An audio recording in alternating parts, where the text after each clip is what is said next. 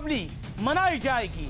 आज इसी मुद्दे पर होगी देश की सबसे ज्यादा देखे जाने वाली डिबेट, देश की सबसे बड़ी बहस, आर पार मंगल भवन अमंगल हारी राम मंदिर की क्या करो तैयारी। बात ये खत्म होना चाहिए और निश्चित रूप से रंजन गोगोई स्वर्ण अक्षरों में इनका नाम लिखा जाएगा। जो अपनी अना के लिए इस मुकदमे को लड़ रहे हैं वो अल्लाह के दरबार में गुनाह कर रहे हैं और बाबर की रूह जरूर खुश हो रही होगी। सुप्रीम कोर्ट में सुनवाई का 32वां दिन राम भक्तों के लिए उम्मीदों का दिन रहा। चीफ जस्टिस रंजन गोगोई का इतना कहना कि सभी पक्ष 18 अक्टूबर तक अपनी बहस और दलीलें खत्म करें, एक अंतहीन विवाद तारीख पर तारीख वाले दौर के अंत के रूप में दिखने लगा। जस्टिस गोगोई 17 नवंबर को रिटायर होंगे। अपने रिटायरमेंट के पहले इस विवाद को वो हमेशा के लिए खत्म करना चाहते हैं। सुनवाई के दौरान चीफ जस्टिस ने कहा, 18 अक्टूबर के बाद किसी भी पक्ष को बहस के लिए वक्त नहीं दिया जाएगा। फैसला लिखने में कम से कम 4 हफ्तों का वक्त लगेगा। 4 सप्ताह में फैसला लिखना किसी चमत्कार से कम नहीं होगा।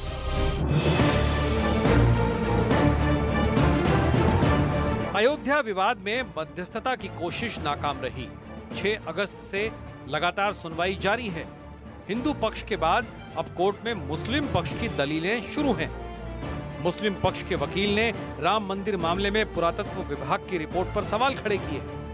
हालांकि मुस्लिम पक्ष के वकील राजीव धवन को इस मुद्दे पर अदालत का समय खराब करने के लिए माफी मांगनी पड़ी। अब सभी पक्ष चाहते हैं कि फैसला जल्द से जल्द हो। जो कोर्ट फैसला करेगा उसको हम मानेंगे। पहले भी कहते रहे, आज भी कहते रहे, कोर्ट का ही फैसला माना जाएगा। हम तो कहते हैं सारे पक्षकार अपनी अपनी बातें जो कहना है वो सबूत के साथ उपस्थित करो, हिंदू पक्ष मुस्लिम पक्ष, जिससे कि 18 तक सारी दलीलें समाप्त हो जाएं। सुप्रीम कोर्ट के तेवर से साफ है कि वो इस विवाद को हमेशा के लिए खत्म करना चाहता है। इंसाफ के मंदिर से राम मंदिर के हक में फैसला आए, हिंदू पक्ष इसकी उम्मीद कर रहे हैं। लेकिन देश की सबसे बड़ी अदालत भावना नहीं सबूतों के आधार पर फैसला करती है। लेकिन उत्साह तो उत्साह है। राष्ट्रपति और मोदी जी के द्वारा शिलान्यास होगा और निश्चित रूप से 6 दिसंबर के पहले राम मंदिर का शिलान्यास हो जाएगा, राम मंदिर बनना शुरू हो जाएगा। इस बार की दिवाली, राम मंदिर की दिवाली, जिस तरह से त्रेता युग में भगवान राम का वनवास काल खत्म हुआ था, पुनः दोबारा टेंटवास खत्म होने पर वो दिवाली मनाई जाएगी। बहुत ही स्वागत योग्य फैसला है। देश ही नहीं पूरे विदेश तक पूरी दुनिया इस फैसले का इंतजार कर रही है। मोदी है तो यकीनन मुमकिन है।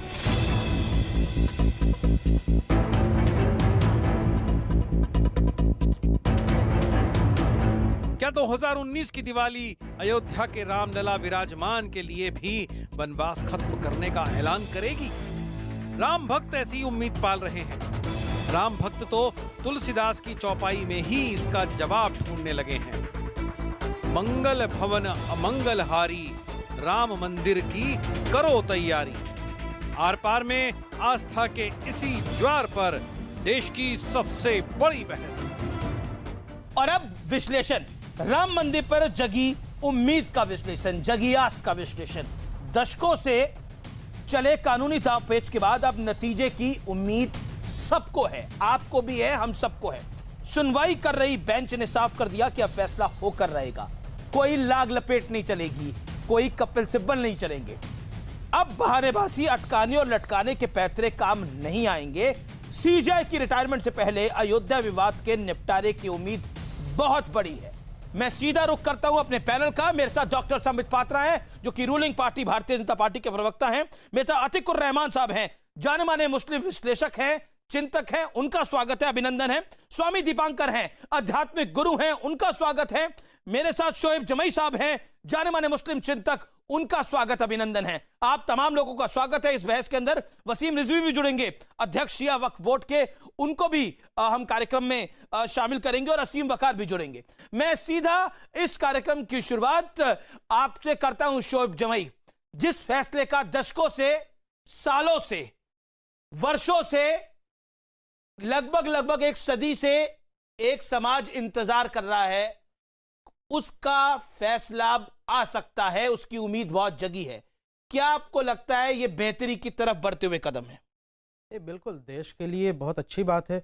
और मुसलमान जो हैं वो मुसलमानों का सेंटिमेंट्स पूरे हिंदुस्तान में यही है कि भाई राम मंदिर का मसला जो है वो जल्द से जल्द हल हो जाना चाहिए, और सुप्रीम कोर्ट जो फैसला देगा उसको मुसलमानों को भी मानना चाहिए और हिंदू पक्षकारों को भी मानना चाहिए। चाहे हमारे पक्ष में आए या विपक्ष में आए, हमें भी मानना चाहिए। अब सवाल ये है कि संबित पात्रा जी से पूछ लीजिए कि अगर उनके विपक्ष में आए ये फैसला तो वो मानेंगे कि नहीं मानेंगे। दूसरी बात कि आपको इस बात को समझना चाहिए कि मुसलमानों के लिए जो है वो सिर्फ मंदिर और मस्जिद का मुद्दा नहीं है, बल्कि देश में बहुत सारे तमाम मुद्दे हैं। अर्थव्यवस्था है, बेरोजगारी है, शिक्षा है, हेल्थ है, वो तमाम चीज़ों पर भी जो है चर्चा होनी चाहिए। और वो अब मुसलमानों की सेंटिमेंट्स है। मुसलमान जो है वो बहुत ज़्यादा जो है रूढ़िवादी सोच अब नहीं रखता है। दूसरी बात कि भाई आज आपने कहा लटकाने भटकाने अटकाने की बात, तो मैं ये पूछना चाहता हूं कि आज लंच के बाद जो वकील साहब उठे थे और उन्होंने सीजीआई को कहा कि हमारे और निर्मोही अखाड़ा के बीच में भी जमीन का विवाद है, इसको भी सुना जाए, ये कौन लोग थे, ये कैसे आए गए? हालांकि सीजीआई ने उनको मना कर दिया और उनको डांट लगाई कि मैं यही करता रहूंगा। तो मुझे लगता है कि कहीं ना कहीं दूसरे पक्ष की तरफ से भी लटकाने अटकाने भटकाने का जो है वो काम किया जा रहा है, जो नहीं होना चाहिए। पहले आपका रुख करूंगा, उसके बाद संबित पात्रा और अतीक उर रहमान के पास जाऊंगा। मैं आज अमीश भाई आपकी लाइन लेना चाहता हूं। आज आपकी लाइन ऐसी है, शायद मुझे लगता है कि जैसे लोग कहते हैं ना कि एक फोटो 100 खबरों 100 वर्ड्स 1000 वर्ड्स के बराबर होती है, आज ये लाइन अरबों वर्ड्स के बराबर है। था मंगल भवन अमंगल हारी, द्रव सुदशरथ अजर बिहारी, राम मंदिर की तरो तैयारी और आ रहे हैं भगवाधारी। तो मुझे आज उम्मीद जगी है और मेरी उम्मीद कायम है। निसंदेह शोएब भाई के लिए अर्थव्यवस्था, गरीबी, 50 चीजें महत्वपूर्ण हो सकती हैं, वो मेरे लिए भी महत्वपूर्ण है, मगर मेरे लिए 70 साल से पड़े प्रभु राम एक टेंट में जो 70 साल से हैं, मेरे लिए वो अति महत्वपूर्ण है। और मुझे लगता है मेरे ही लिए नहीं, दुनिया के किसी भी व्यक्ति के लिए, मैं देश की बात क्यों करूं, दुनिया के आराध्य हैं। और जो कहते हैं कि आप अभी रुकिए ना, आप जुलाई के बाद फैसला दीजिएगा, अभी आप रखिए 10,000 कमरे, जो उन लोगों के लिए मुझे लगता है कि भगवान का खुद होना, शायद मुझे लगता है इससे बढ़कर प्रमाण की आवश्यकता नहीं हो सकती। जी, मैं अब अतीक उर रहमान का रुख करता हूं। अतीक उर रहमान, क्या आपको लगता है कि एक तरह से जिस फैसले की उम्मीद पूरी दुनिया कर रही है वो फैसला अब आ जाएगा, लगभग ये तय है, और क्या भगवान श्री राम के मंदिर की तैयारी जैसे शुरू हो रही है वो हो पाएगी? अमित जी, बहुत बहुत अच्छा आपने रुख अपनाया है। आज थोड़ी सी एक लाइन और अगर जोड़ दें इसमें कि सिर्फ मंदिर की बात ही क्यों करते हैं आप नेशनल टेलीविजन है, पूरी दुनिया में आपको देखा जाता है, हजारों लाखों लोग उसके ऊपर ट्वीट और रीट्वीट करते हैं। आप सिर्फ एक तरफा बात कैसे करते हैं हमेशा? आप सिर्फ मंदिर बनाने की बात कैसे करते हैं हमेशा? सुप्रीम कोर्ट में जो एक मामला चल रहा है, फैसला किसी के भी हक में आ सकता है, मस्जिद भी वहां पर कायम हो सकती है। और अगर आप फैक्चुअल बेसिस पे जाते हैं अमीश जी, तो मस्जिद को कायम होना चाहिए। हम तो मस्जिद चाहते हैं वहां पर, क्योंकि इस जनता ने, इस दौर के लोगों ने मस्जिद को गिराते हुए देखा गया था।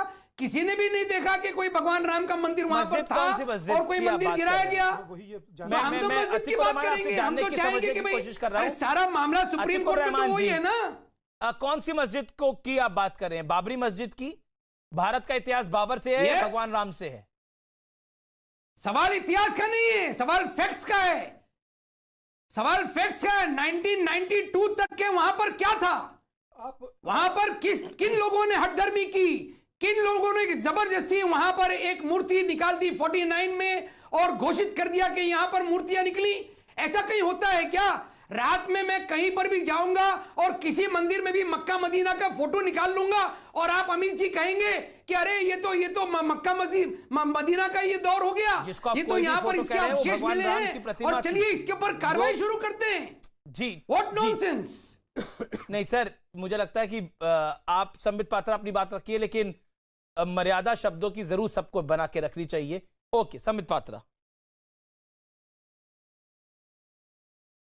देखिए, अतीक उर रहमान एक बहुत अच्छे स्कॉलर है और अमूमन कभी गुस्सा नहीं होते हैं, मगर आज there was quote unquote some aggression in his voice. मैंने ये शब्द कोट अनकोट क्यों कहा, some aggression in the voice? क्योंकि जब 27वें दिन की हियरिंग हो रही थी, राजीव धवन के वॉइस में इसी प्रकार का एग्रेशन पूरे कोर्ट में देखा गया। क्यों देखा गया? राजीव धवन ने जब जो 5 जजेस की बेंच सुनवाई कर रही थी, उन्होंने राजीव धवन को काउंटर किया और राजीव धवन को झूठा ठहराया कि आप बार बार अपने स्टैंड को चेंज कर रहे हैं। और एक विटनेस ने जो कहा था वो बहुत महत्वपूर्ण बात है, उस पर मैं कहूंगा। तो राजीव धवन गुस्से में आ गए और उन्होंने चिल्लाकर कहा कि there is some aggression in the voice of the जजेस। तो इस पे जजेस ने राजीव धवन को माफी मांगने के लिए कहा और राजीव धवन को माफी मांगनी पड़ी। देखिए, ये फ्रस्ट्रेशन, ये गुस्सा, ये चिल्लाना तब होता है जब आप जानते हैं कि आपके पास तथ्य नहीं होता है और आपको चिल्लाना पड़ता है। मैं आपको कुछ तथ्य रखता हूं जो अभी इस दिन कुछ दिनों में ये जो सुनवाई हो रही है, मुस्लिम पक्षों ने क्या क्या कंट्रोवर्शियल बातें की है। नंबर 1, देखिए, पहली बात है कि परसों इन्होंने एएसआई की जो खुदाई 2003 में आई थी उसके खिलाफ इन्होंने कहा कि हम एएसआई के खुदाई को ऑब्जेक्ट करते हैं, ये सरासर गलत था। तो कोर्ट ने कहा, जस्टिस चंद्रचूड़ ने कहा यह गलत था, तो आपने 2010 की जो वर्डिक्ट आई थी इलाहाबाद हाईकोर्ट का, उस समय तो ऑब्जेक्ट नहीं किया था। नहीं, एक सेकंड रुकिए, मुझे कुछ फैक्ट्स रखने दीजिए जरा, उसके बाद आप अतीकुर रहमान जी से बोलेगा, हम आराम से डिबेट कर रहे हैं। देखिए, जब 2010 में वर्डिक्ट आया था उस समय इन्होंने ऑब्जेक्ट नहीं किया था, अभी ऑब्जेक्ट कर रहे हैं। दूसरा, एक बहुत बड़ी बात है, 5 दिन पहले जफर यार जिलानी साहब ये एक्सेप्ट करते हैं सुन्नी वक्फ बोर्ड के तरफ से कि जो राम चबूतरा है, सुन्नी वक्फ बोर्ड मानती है कि वो राम चबूतरा राम जन्मभूमि है, भगवान राम का जन्म वहीं हुआ था। और कल उन्होंने उसको रिट्रैक्ट कर दिया कि नहीं, हमसे गलती हो गई, अब हम रिट्रैक्ट करते हैं, जन्म वहां नहीं हुआ था। तो कोर्ट ने पूछा, आपने 3 दिन पहले क्यों कहा था कि वहां जन्म हुआ था, वही जन्मभूमि है, और अब रिट्रैक्ट क्यों कर दिया? तीसरी बहुत बड़ी बात है, संबित जी, आप झूठ बोल रहे हैं। मैं 2 और फैक्ट रख दूं, उसके बाद एक साथ ही रिस्पॉन्स कर देंगे। डॉक्टर साहब हैं, मैं कंप्लीट कर दूं, फिर आप मेरा पर्दाफाश करिएगा। झूठ बोलेंगे कैसे चलेगा? रुक जाइए ना, मैं जफर याब जिलानी ने ये कहा, फैजाबाद 2010 में जो आपने 2 बातें कही है, एक ने कहा कि चंद्रचूड़ साहब ने कहा कि आपने कब उस वक्त क्यों नहीं यहाँ से ऑब्जेक्शन किया। आपको मालूम होना चाहिए 2010 का जो फैसला आया है वो निरस्त हो चुका है, सुप्रीम कोर्ट में अब वो मान्य नहीं है। दूसरी बात, जफर याब जिलानी साहब ने कभी नहीं कहा कि राम चबूतरा ही जन्म स्थान है, बल्कि ये कहा कि अयोध्या में कहीं, अयोध्या उनका जन्म स्थान है, वो खास मस्जिद वाला जो जगह है वो जन्म स्थान है। इसके बारे में जो है भगवान राम का, आप लोग क्या चाहते हैं? आपने जब मुस्लिम पक्ष के, एक सेकंड रुकिए, मुस्लिम पक्ष के वकील ने कहा कि राम, भगवान श्री राम का जन्म अयोध्या में हुआ है, तो और क्या साक्ष्य चाहिए आपको? बताइए ना, क्या साक्ष्य चाहिए? इसके बारे में तो शुरू से मुसलमान कह रहे हैं। क्या है एजेंडा? क्या है फिर? एजेंडा ये है कि जिस मस्जिद को आपने तोड़ा और जिस मस्जिद के नीचे गुंबद के पास आपने वो मूर्ति रखी है, के नीचे तो मंदिर की मूर्तियां निकली ना। क्या बात करते हैं, वो रखी गई भाई, वो प्लांट की गई, वो प्लांट की गई। यही तो फैक्ट है, यही तो मैं बताना चाह रहा हूं। वो 49 में प्लांट की गई है। इशा की नमाज पे पढ़ करके लोग आए और फजर की नमाज तक देखा तो वहां पे मूर्ति रखी हुई थी। सुन लीजिए, मैं जरा बोल लूं, प्लान पूछ लीजिएगा। एएसआई के जो खुदाई हुई थी क्या निकला था? एएसआई की खुदाई में जो खंभे निकले थे 76 की खुदाई में, वो किसने निकलवाए थे? सरकार किसकी दी निकले हैं? वो खंभे जो है अलग अलग साइजेस के हैं, किसी भी मंदिर में अलग अलग जो है वो साइज के